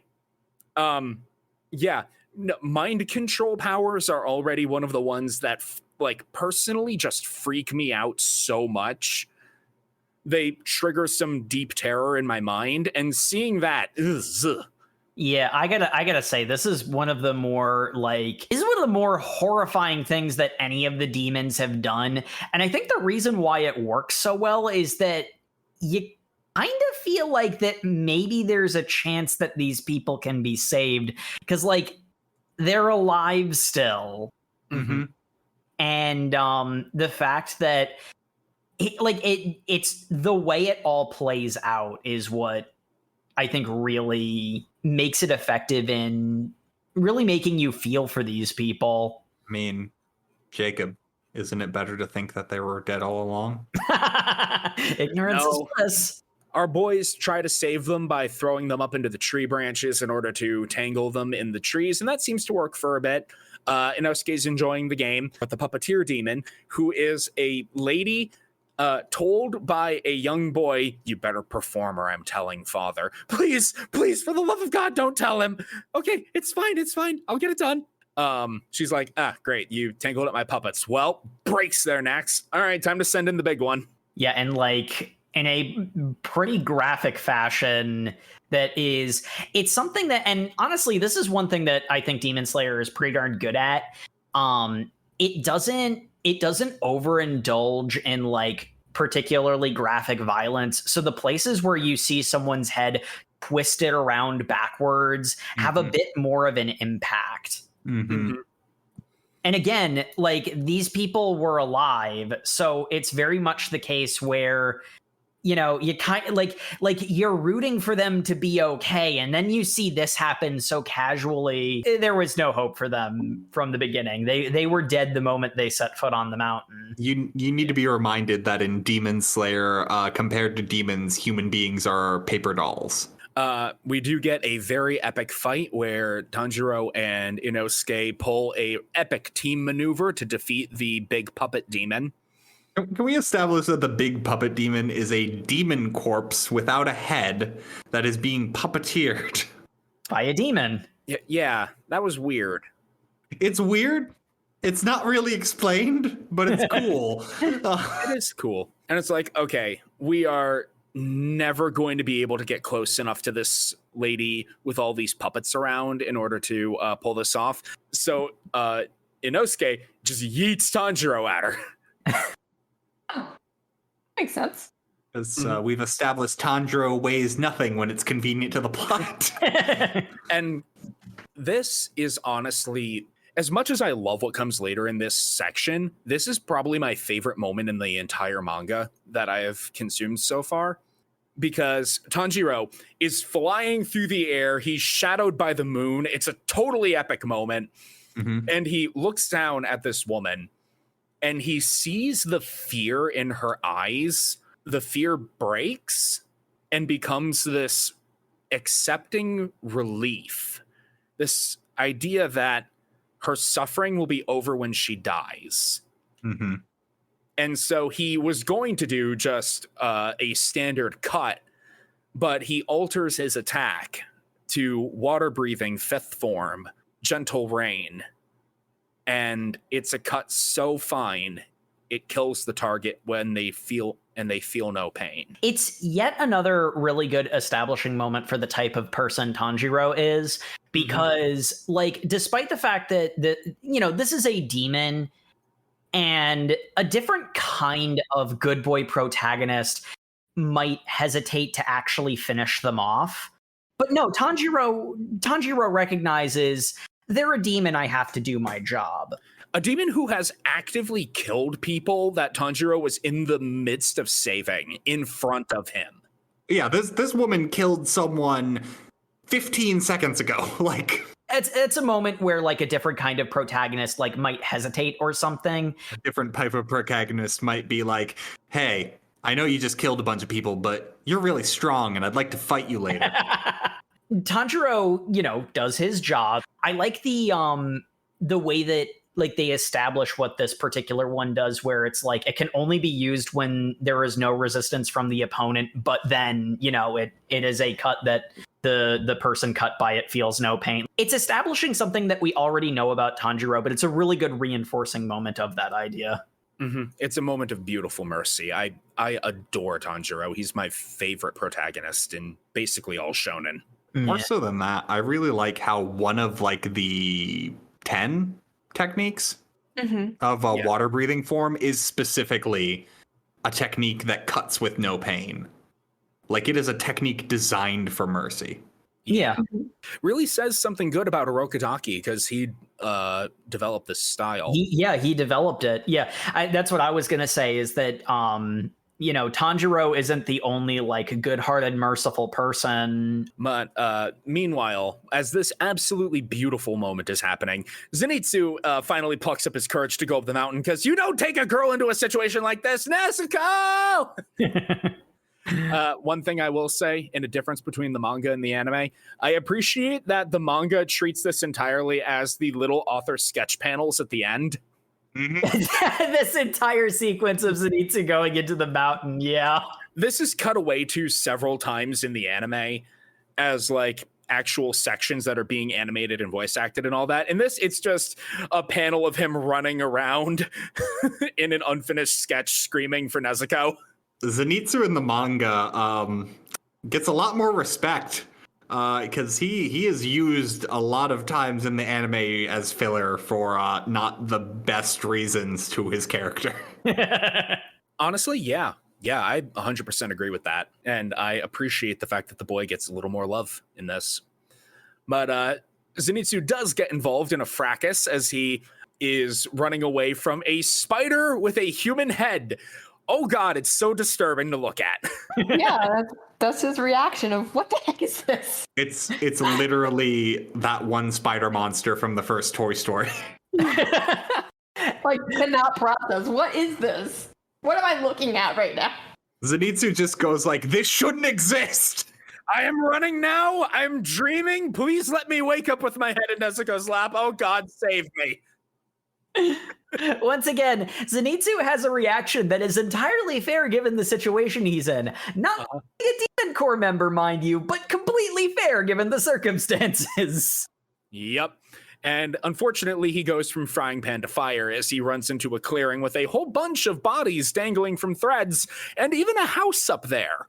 It also freaking reeks of death there, to the point where he says that, man, this would probably kill Tanjiro with his nose. During like some of the like end of one chapter thing that like lead into Zenitsu's little cutaway panel shenanigans, Tanjiro mentions that with the shifting winds, and he mentions the stench of death, which we find now is this, death spider house thing, is actually like having an effect on his superhuman sense.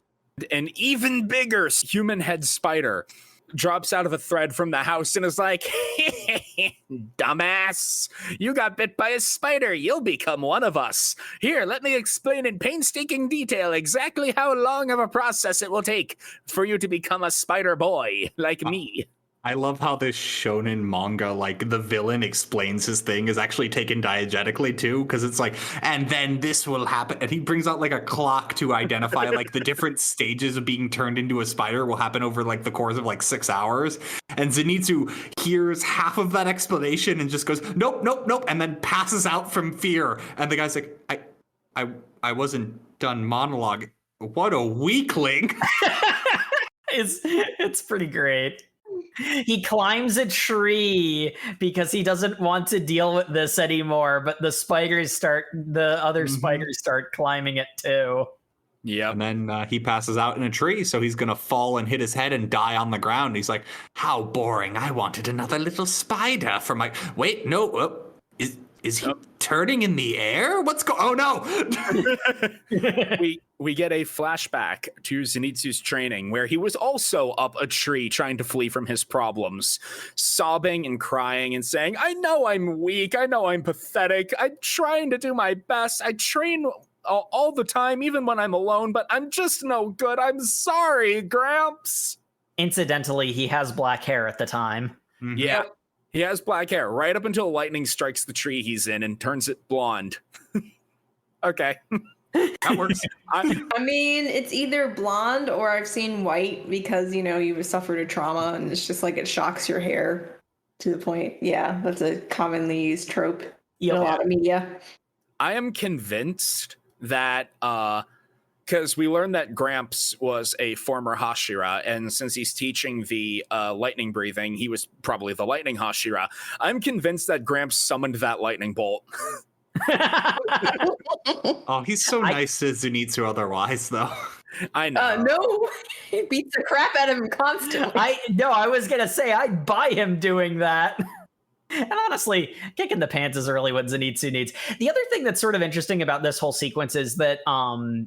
and I really like this. Like, he's obviously not like fully conscious of what's going on, but like he doesn't seem like he's entirely out either. Yeah, it's like he's doing like the equivalent of, what is it, the drunken fist, but sleep. Well, because he says his hearing has been so good since a child, he's able to hear while he's asleep even. But like there are moments where like when he's waxing poetic about his past, like there'll be moments where like his eyes open and he's clearly not like fully conscious. It turns off his fear reflex. His fear reflex, yeah, and it kind of just goes completely analytical of how do I negotiate this situation as opposed to what does Zenitsu want to do, which is really just nope out. Just like nope.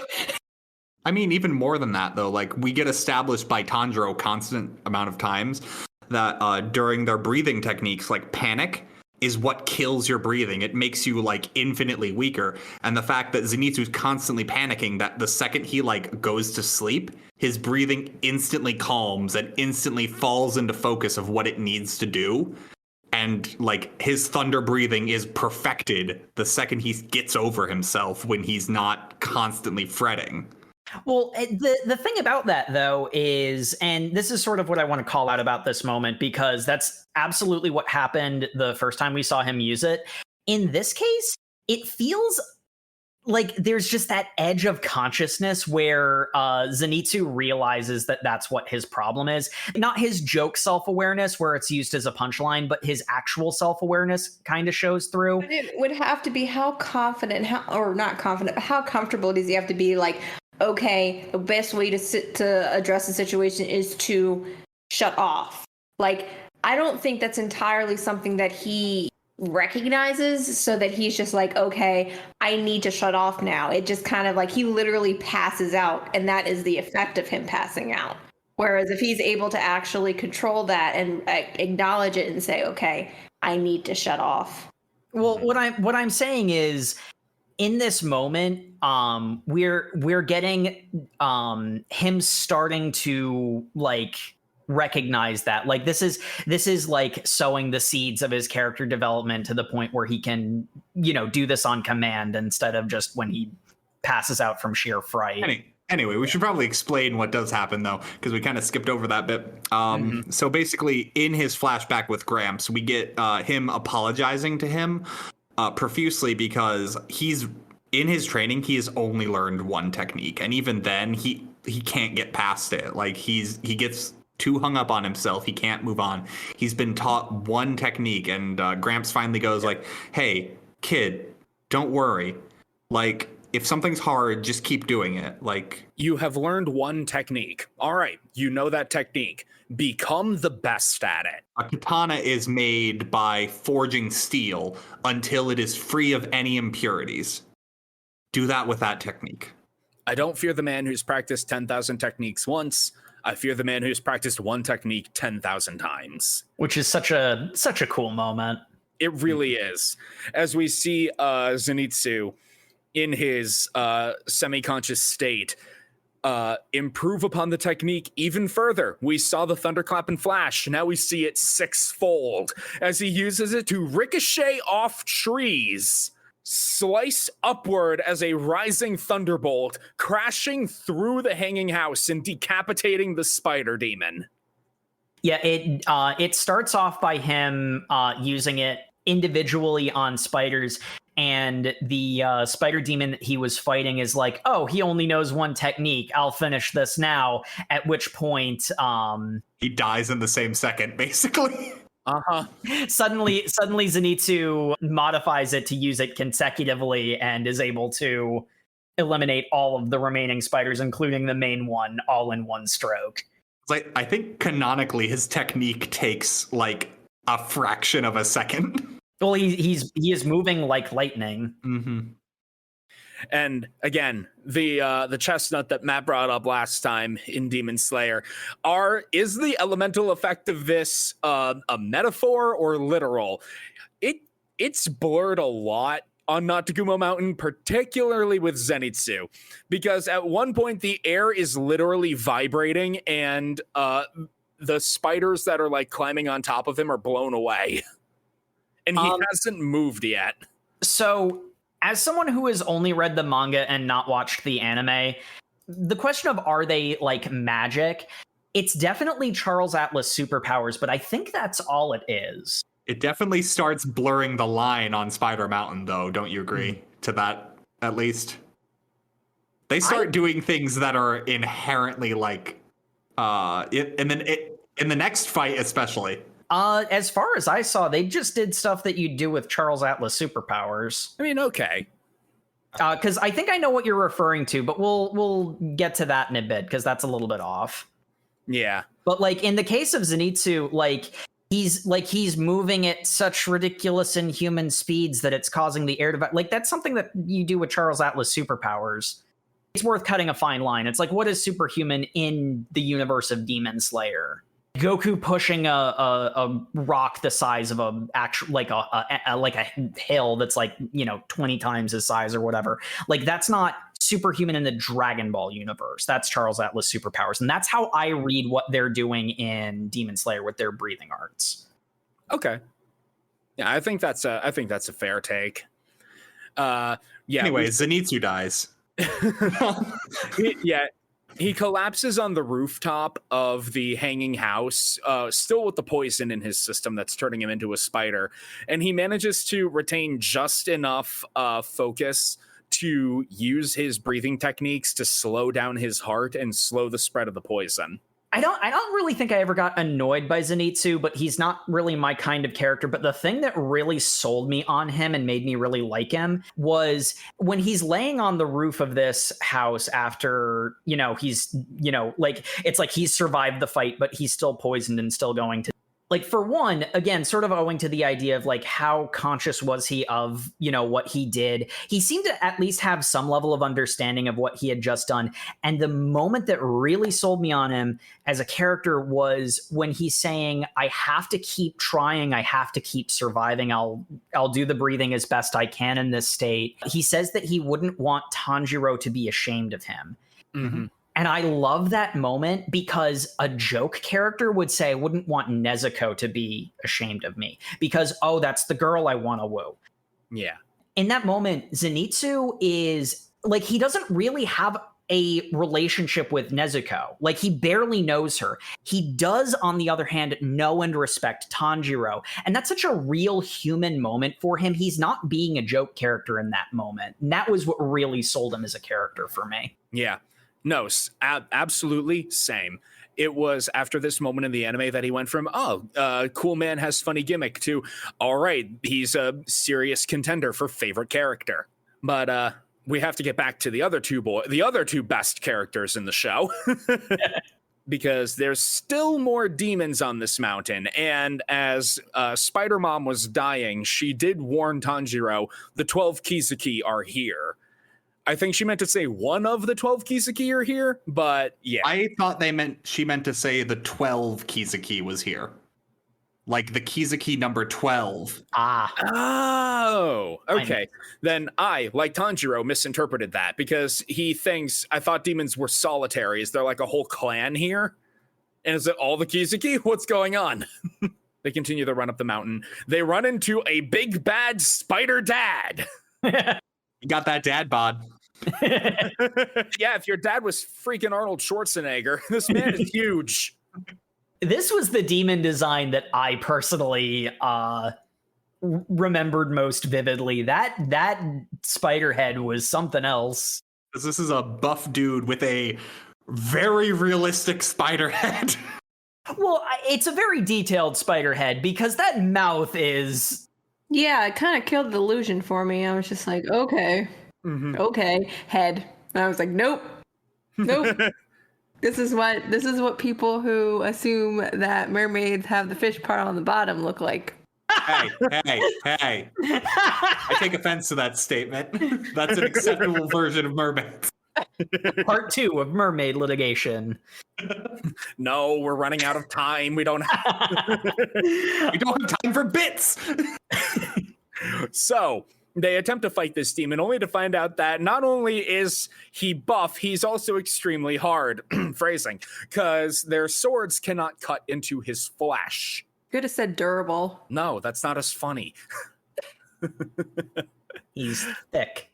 Yes, he's thick. Well, he's not thick yet. Yeah. Tanjiro, being the actual smart one of the pair here, cuts down a tree to drop it on this guy's head, which only keeps him at bay for so long because Spider Dad picks up the tree and swings it like a bat, knocking Tanjiro right out of the park. Tanjiro will no longer be in this fight. Yeah. No, he gets yeeted to another part of the mountain entirely. It's funny the amount of conversation Tanjiro is able to have while flying away. He is able to think, oh, thank God, I managed to deflect part of this with the hilt of my sword to absorb some of the blow, but I'm still flying away. Enosuke, don't die. I'll be back. Just stay alive. And then he sparkles like Team Rocket. leaving poor Enosuke to fight this guy. And you know what? I think we're going to have a lot to say about the fight Tanjiro ends up in. So let's just go with Enosuke versus Spider Dad. Yeah, let's get that out of the way. And they are of the opinion that this is the Kizuki member because holy crap, we can't even cut him. He's too powerful. What are we doing? We cut him once and then he molted and then got even more buff and even more eldritch horror face. And with more arms? Yeah, this is the one that I remembered most vividly. Wow. Yeah, Inosuke, all alone against this guy, has the moment of, I can't cut him. What do I do? Wait, I have two swords. I half cut him with one, and then I hammer down with the other one to finish it. You know how swords are used. According to Enosuke. Yeah. So, yeah, the Spider Dad molts into an even bigger, more dadder spider. Surprisingly, our indomitable boar says that, nope, all right, too big, can't fight this, I'm gonna die here. Wait a minute, that's bullshit thinking. No. What am I, a bitch? Tanjiro wouldn't run. Yeah, and that's sort of the fun bit, at least presumably. This is the first time that he's been in a situation that he can't handle. So, like, you know, we're seeing him reacting to insurmountable odds, and like he goes through quite the gambit of emotions. You don't normally see this kind of character show that kind of range. Which was interesting. It's one of those ones where I'm like, my immediate gut reaction is it's different. There's something off about this, but like, no, he's going through the, oh, I can't just brute force my way through this. I don't actually have another plan. I'm gonna die here. Well, nothing else to do but try. Better not die like a bitch. Yeah. Yeah, and that is why I love Inosuke. He refuses to go out.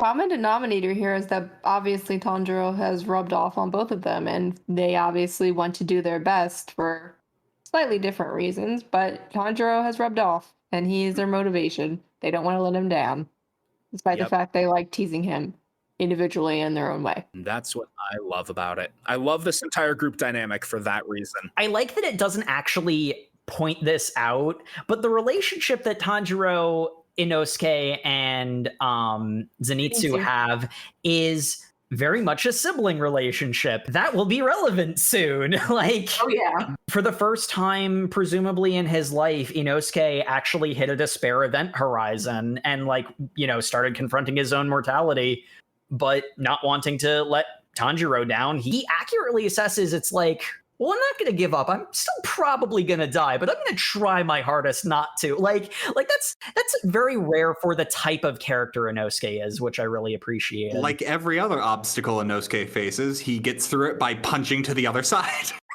Basically. You know, he gives it a good old college try, but yeah, no, his assessment was right. He couldn't fight this thing. And it begins crushing his boar head with one fist. The boar head. Mm-hmm. And beautiful. Yeah, and his pretty boy face on the inside of it too, presumably. Inosuke has some flashbacks to a woman abandoning him in the woods, apologizing for what she's doing, then remembering grandma telling him to always live with pride. Conflicting messages. Thankfully for Inosuke, Gyu Tomioka, once again, proving himself to be the only member of the Demon Slayer Corps who does any work, shows up and dispatches this monster with barely a blink. I mean, you're not wrong. Because him and I blank on Shinobu were tasked to get sent here. I'm not sure if we elaborated that, but that happened in a slide panel. So now they decide to delegate, you know, what they should have done initially. Yes, after 14 children died, they said they should send some people. They should probably send some people over to check on them. 14 children died. They sent 3 slightly stronger children, and then when they didn't report back, they sent 2 more slightly stronger than that children. All right, everyone's children. We already have accepted this. Yes, everyone's children. Yes. Gyu and Shinobu are grown, and they're Hashira, which means they are the biggest badasses in the Demon Slayer Hashira can still be children. Like, they're strong children, they're experienced children, you can still be children. They're definitely 20 at most. Yeah. They're frankly probably too young to be doing this. Yeah. Yes, 100%. They're barely adults. we have a great moment after Giyu saves Enosuke, where Enosuke is like, oh, you're really cool and strong. Let's fight. If I beat you, that means that I beat that thing and I get promoted. And Giyu says, what? No, you idiot. Go to the bottom of the mountain. You're too hurt to fight. What'd you say to me? I'll kick your ass. When did he tie me up? Oh, wow, this guy is cool. Up between panels. It's great. I love it. Oh, yes. Jay, we can admire Enosuke being tied up later. We've got to get to the most emotionally poignant fight in this manga so far. Okay. Fine. Because Tanjiro, we have an important moment of Inosuke mentioning that you beat that Kisuke. And Yu says, that wasn't one of the Kisuke. You should have been able to tell that. I'm just repeating what Gunpachiro told me. Because he doesn't pronounce Tanjiro's name right, ever. He keeps getting Tanjiro's name wrong, which is Purposefully. funny. I don't think it's purposefully. I literally think he does not listen. It's a coin toss as far as I'm concerned. I don't know which. Yeah. That guy. So Tanjiro pulls off the same technique he learned against Arrow Boy to land with a sword technique and absorb the blow, sticking the landing after getting baseball batted out. And hearing a scream of pain, he goes and runs to a clearing where he sees that same boy from earlier, the one who told mom to perform, otherwise I tell dad, brutalizing yet another spider demon girl. She's screaming in pain, apologizing for her mistake, begging him to stop. Well, if you don't want me to hurt you, stop being bad at your role. Yeah, obviously. Oh boy, I don't like Rui. Good, you're not supposed to. I really hate Rui. Yeah, yes, he is a wonderfully written antagonist, and that he is eminently hateable. So Tanjiro, ultimate good boy, incapable of making a sneak attack, runs out and says, stop hurting that girl. Aren't you like friends or something? What? We're not friends. We're siblings. That's even worse. How dare you? The manga even points out that Tanjiro is incapable of sneak attacks. Like, there's a little annotation. So Tanjiro steps out like, all right, I'll fight you, you little monster. Or more poignantly, another member of the Mook Corps steps out and it's like, oh, nice, kid demons. I'll kill them easy and rank up a little bit.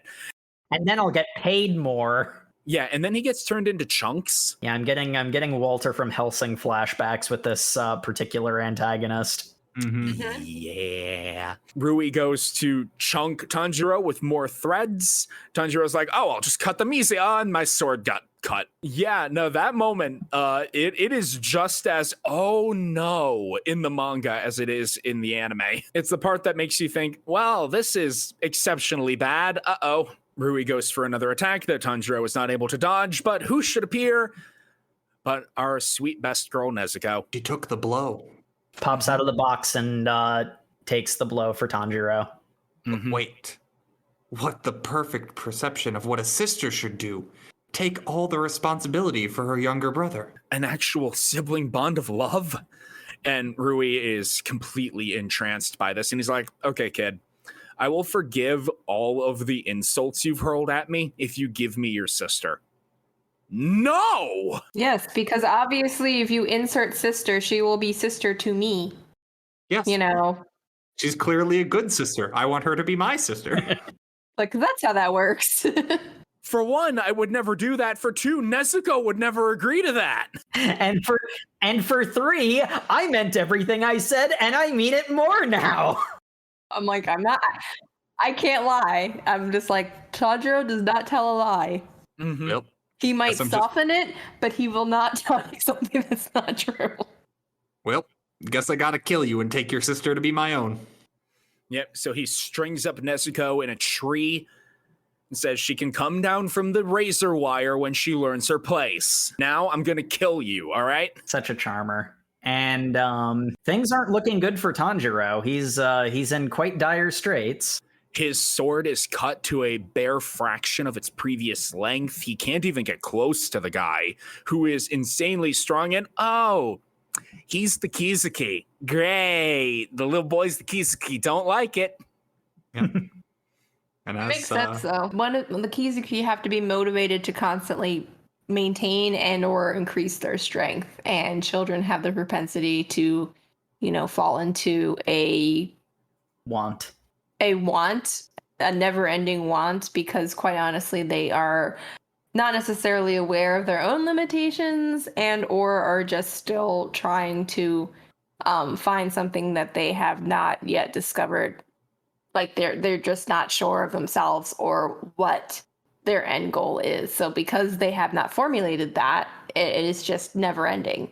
So my hypothesis is that the Kiseki tend to be rather young individuals, merely on the fact that they have not quite solidified their goals and or what they intend to achieve. They're just black holes. And that allows Muzan to more easily manipulate them. Mm-hmm. We have a truly desperate battle as Rui's like, all right, I'm going to use my big technique on you because I want to just absolutely destroy you. And Tanjiro, knowing he's about to die, suddenly goes, freeze frame. I bet you're wondering how I got here. He is in the middle of using the 10th form of water breathing, Constant Flux, a move that says, I'll try spinning. That's a good trick. And with each spin, he's cutting through more and more of the threads and gaining more power. And that's when Rui uses the big move. He's like, okay, I can't cut this. He's not built up enough momentum yet. Whoever said the threads were numbered from 1 to 10. His life flashes before his eyes, and he remembers a scene. His father, who actually just does look like bigger, older Tanjiro, family resemblance and all that, right down to the same scar on the forehead, actually, but that's another matter. His dad was old and decrepit and couldn't move very well, and yet every year he managed to perform the Hinokami Kagura dance, a ritualistic prayer to the fire god for protection, because he knew a special breathing technique that would let him move without exhaustion. Makes you think. And Tanjiro remembers the steps of that dance and switches from water breathing to the Hinokami Kagura, cutting through the threads with the technique of his father, burning through all of Rui's most powerful attacks. He gets right in on the Kiseki, broken blade going for the boy's neck, but Tanjiro will die in the process, being caught up in yet more threads. But he's not the only one remembering the love of their parents. Nezuko receives a vision of her dead mother, begging her to awaken and save her brother. Nezuko has a blood demon art. Her blood spreads onto the strings and ignites in an exploding flame that doesn't burn her beloved brother and causes his sword to erupt in flames, slicing through Rui's neck. I love this one. That is an accurate description of what had happened. Yes. Mm-hmm. Yep. Yeah, this is another one where the way that Tanjiro seems to be manipulating the flames is like, obviously it wouldn't work that way. But I read it as that it's like the air currents of his sword swinging is the reason why it moves the way it does. Like, again, that's sort of a Charles Atlas superpowers sort of thing where it wouldn't work in real life, but it's not, like, strictly speaking, superhuman in universe. We have a quick interlude where Shinobu appears and saves Zenitsu's life. She also saves Murata's life by killing the younger sister, or the older sister demon. Shinobu is too physically weak to lop off heads, but she is such a good chemist. She developed a poison that kills demons. Got a great back and forth with the older sister too, where the older sister's like, I was forced to do this. I didn't mean to kill all those people. They're like, how many people did you kill? 5? You killed at least 50. 50? Yeah, no, I saw all those cocoons on the other side of the mountain. I think it's possibly just the disconnect because she doesn't associate with the fact that, wrapping them up to eat later is killing them. So it might be like, I can remember 5 people I've slaughtered like directly, whereas other that's giving her a lot of benefit of the doubt. I 100% thought she was weaseling out of it.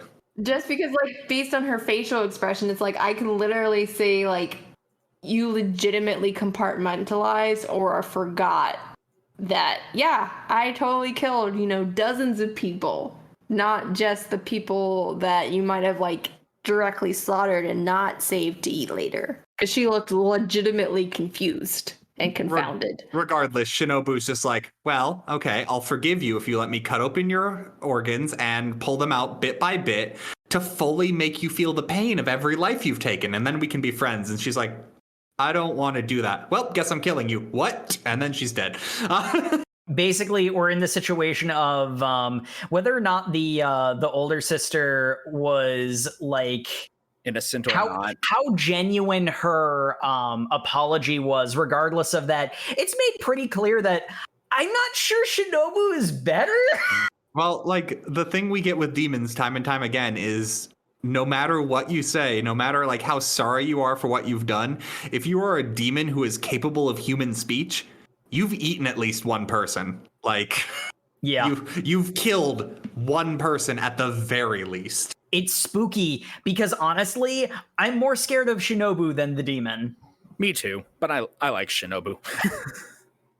Anyway, we get revealed that Ryui didn't die from the great brother-sister combo because he cut his own head off before the blade could do it. And he's going to get his revenge on Tanjiro. He is going to murder the heck out of this boy, and then Gyu to the rescue again. He was just saving everyone today. When you think about it, and I hadn't like realized this when I first watched the anime, but when you think about it, Gyu is kind of an adopted older brother to Tanjiro and Nezuko in a way. Kind of. He does completely forget who Tanjiro is and does not realize it's him through an entire conversation with him. But no. Yes, he does. Yeah, he does. He does not realize who Tanjiro is the entire time he talks to him after this, until Tanjiro passes out and he's like, oh, wait, I remember this guy. I didn't get that at all. He totally does say that. Yeah. Jay, what's your opinion? Does Gyu remember who Tanjiro is? I don't know. I don't remember. I'm going to be honest. I don't entirely remember that entire exchange, but it seems like he at least has some recognition or some spark, because all you have to say is kid who has sister who is demon. And he's like, oh, right, that guy. Yeah, it takes him a bit to realize that. He figures it out afterward. Anyway, so Gyu does his signature technique, the water-breathing form that he alone created. Dead calm. So calm the ocean is when there's no wind that it looks like a mirror and all techniques just dissipate. Yeah. Idyllic state for, like, I would guess all the Hashira. Because, I mean, if you could master a technique that literally nullifies every, offensive technique, it'd be like, great. Oh, I don't need to train anymore. I guess if we're Charles Atlas superpowering this, what he's doing is he moves his hands and arms so quickly it looks like he's not moving to deflect all of the techniques at him. Yeah. But everyone is reacting to this as if things are just exploding in air, and it is inherently superhuman. I mean, yeah, whatever. He's one of the Hashira. He's on another level compared to everybody else. Yeah, basically every Hashira is like a savant of their own special technique. It doesn't have to make sense. They have just mastered it to such an extent that it is just superhuman. Just trying to piece it, to dissect it, just doesn't make any sense. And to prove how superhuman he is, he does take out Ryu in one slice, apparently. Yeah. No, I love this. It is like from Rui's point of view. He's like, something must have gone wrong. I'll just hit him again with another even bigger attack. And it is a POV shot of Gyu standing there, and then the next panel, same position of Rui's hands, and it's Gyu's shoulder.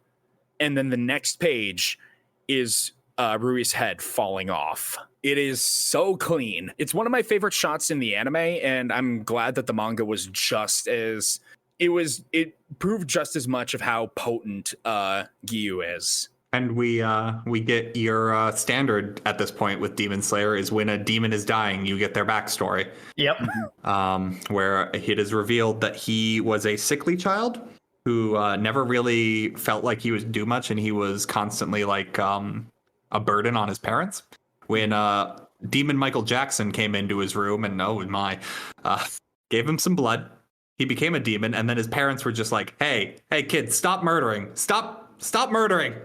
Stop eating people to live. Well, I guess we're going to have to kill you. Parents don't kill their children. So his parents do go to try to kill him because he's become this horrible monster.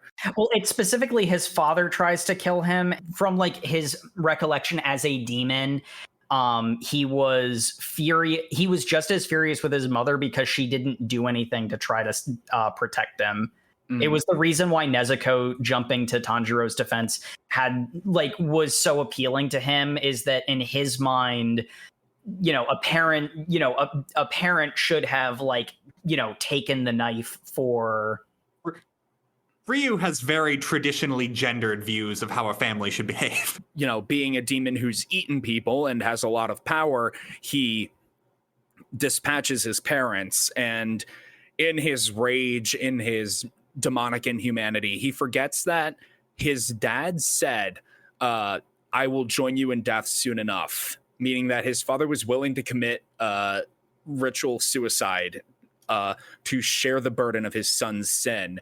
And his mother was apologizing profusely for his weak condition, leading to him taking the demon blood. Mm-hmm. And she actually killed herself before he had the chance to get to her. Mm. And meanwhile, Tanjiro's smelling all of this flashback happened, I'm going to assume, because Tanjiro smells the flashback. He smells the profound sadness coming off of Rui's body. And he's like, hey, buddy, come in here for a hug. You seem sad. A warm hand. And we get an interesting moment where Rui acknowledges that he is going to hell for all the hideous things he did. And his parents' spirit show up being like, we still love you. You're our son. We'll go to hell with you. Mm-hmm.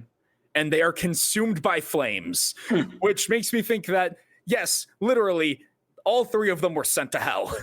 Yeah. That's what parents do. I think Demon Slayer, you can pretty much be firmly on the state that ghosts exist. Mm-hmm. Like, I think the thing Nezuko had with her mother was actually her mother's ghost talking to her. A spirit talking to her. As far as we've gotten, you can read it either way. It just happens so frequently. Like, there's just a lot of death in the world, so it makes sense that there would be such a presence that will linger. Spirits. Yes. It becomes a bit more explicit in Mugen Train, but we're not there, so we're not there yet. So I mean, it's just like in times of war or where there's this tremendous amount of death and suffering, I could totally believe that there are spirits that are like lingering, and or it's just so connected to the spirit realm that these encounters do indeed happen. Well, anyway, Shinobu finds out. Well, we have a rather profound moment where Giyu is reprimanding Tanjiro for showing sympathy to the demon. Mm-hmm. And Tanjiro says, I'm not sorry that the demon is dead. It was a monster. It needed to die. It was a danger to other people. But it was once human like me. It felt regret. I empathize with that, and I will share that empathy. In other words, he's not an asshole. Yeah. That was actually the point where Giyu remembered who he was. So it wasn't quite when Tanjiro passed out. Yeah, these are not, you can both do your job and still feel some remorse or some regret. Mm-hmm. And empathy. Yeah, it very specifically, it's empathy. As much as Giyu doesn't really remember who Tanjiro is at first, that's sort of like protective reflex. Like there's a pretty there's obviously the familial connection between Tanjiro and Nezuko. But also, like the sort of found family aspect of the members of the Demon Slayer Corps who form bonds with one another is also, you can, family doesn't have to be blood. It's just they have to be, they have to actually care about each other, which is what Ryu was missing in his attempts to forge a family for himself. Shinobu was like, oh, hey, demon, I'm gonna kill it. And Giyu parries her to protect Nezuko, as we all must do. And then Shinobu was like, hey, you can't do that. That's illegal. And Giyu was like, damn, you're right. It is illegal. Maybe this is why everybody hates you. What? Why did you say everyone hates me? Yeah. What a mean thing to say. Oh, I thought you knew. I'm so sorry. I shouldn't have told you. I thought it was just so obvious. I love how much Giyu is like hurt by that statement too. It's like, poor man. Why would you say that? It's like he's hurt about it, but it's like he's also like so shocked too. Like he's like, People don't like me? Like, people, like, hate is just such a strong emotion. He probably thought people were, like, completely neutral or ambivalent to him, just kind of like, whatever. But to hate somebody is really big. I don't necessarily trust Nezuko's, or not Nezuko. I also don't trust Nezuko's opinion because she can't talk. I don't trust Shinobu's word on anything. I'm just like, they hate me? Like, they actively hate me? But Giyu says, I'll hold her off. You take your sister and run. Go, get out of here. And Tanjiro's like, okay, I think my lungs have stopped active rebellion from shifting breathing techniques so rapidly. Yeah, Tanjiro doesn't get far. He collapses pretty much immediately and's like, Nezuko, run! And then Nezuko goes chibi. Now he collapses as small Shinobu comes to attack them. We should really know her name. She passed the I don't know if her name was mentioned. Oh, was it? I could have sworn he was introduced to her at the thing. I also confuse her and Small Shinobu because they both have the butterfly clip. They've got into different places, though. I'm pretty sure they're sisters even, but I think Small Shinobu's is introduced in the next arc. Either way, she goes to kill Nezuko, and Nezuko's like, no, I have become chibi. You have missed my neck. I flee now. Goodbye. And also doesn't make it that far away, though, before she's caught. But conveniently, the crows shout out, hey, we want Tanjiro and the demon Nezuko. In case you need a physical description of them, here's one. We need them taken alive. In canon, the crows describe what the characters we're looking at look like, and I'm like, I appreciate that, but also... I mean, that would probably be necessary. They wouldn't know who Tanjiro and Nezuko are. Yeah, they just saw this one kid, he's wearing a uniform, and this random demon girl, and they're just like, oh, this isn't right. Regardless, the two of them are obtained and captured, yeah, I suppose, as Tanjiro... Totally consensually. Tanjiro wakes up from his probably multiple concussions. I don't know. And he finds he is in front of all of the Hashira.